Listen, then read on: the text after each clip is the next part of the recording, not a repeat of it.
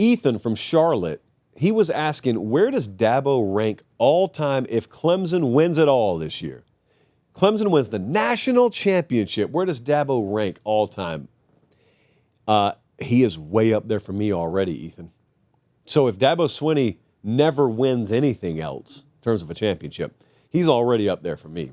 But your question was, what if he wins another one? The last one he won was 2018.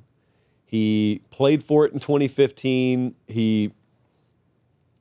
I'm just thinking to myself what this world would be like. Played for it in 2019 as well. So this world would be crazy.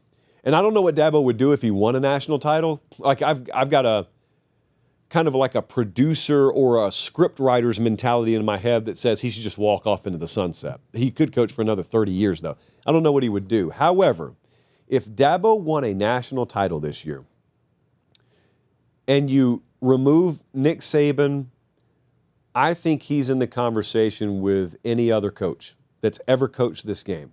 I would think that highly of him. I already think extremely highly of him.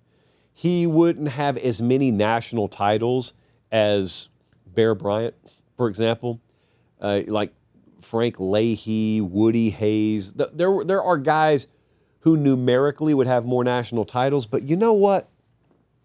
Think about what Dabo will have done. He will have existed smack dab in the middle of number one on that list's dynasty.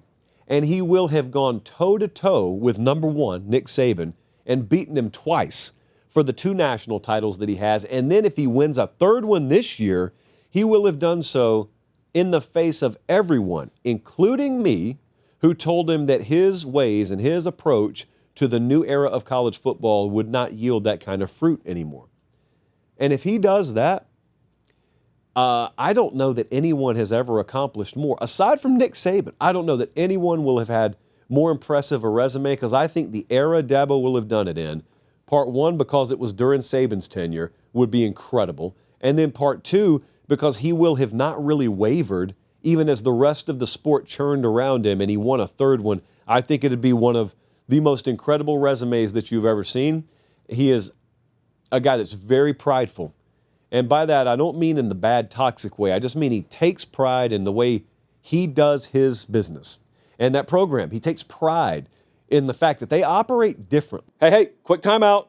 Check and see if you're subscribed to the YouTube channel. If you're not, I humbly ask that you click subscribe. It's free. It doesn't sign you up for anything. What it does is it helps us keep this show free so we can just do college football year-round. All right, back to the clip.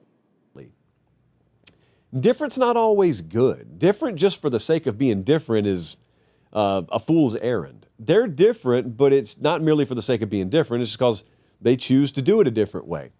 And if it gets validated, at least in a results-oriented manner, with another national title, now Dabo's too good a dude to do this, but he could go on the ultimate I told you so tour, including this show. He could do that. I don't know that he would. But I would imagine you would see a lot of tears. You would see a lot of pregnant pauses before he answers questions. You would have maybe the longest answers in the history of a podium presentation of the national championship game that's ever been done. He may take the microphone like out of Reese Davis's hand, say, I got this, Reese, and just hold it there and go. Just cut a promo, Stone Cold style. He could do that, and he'd have every reason to do it. He'd have every excuse to do it. But his legacy, for me, is already secured. I don't care if he wins another one or not, but if he did win another one, you're talking about going from the greatest of all time to do it at Clemson and, you know, one of many names in that GOAT conversation to one of a couple names. And we'll see. Because I had him ranked number one coming out of spring, so we'll see.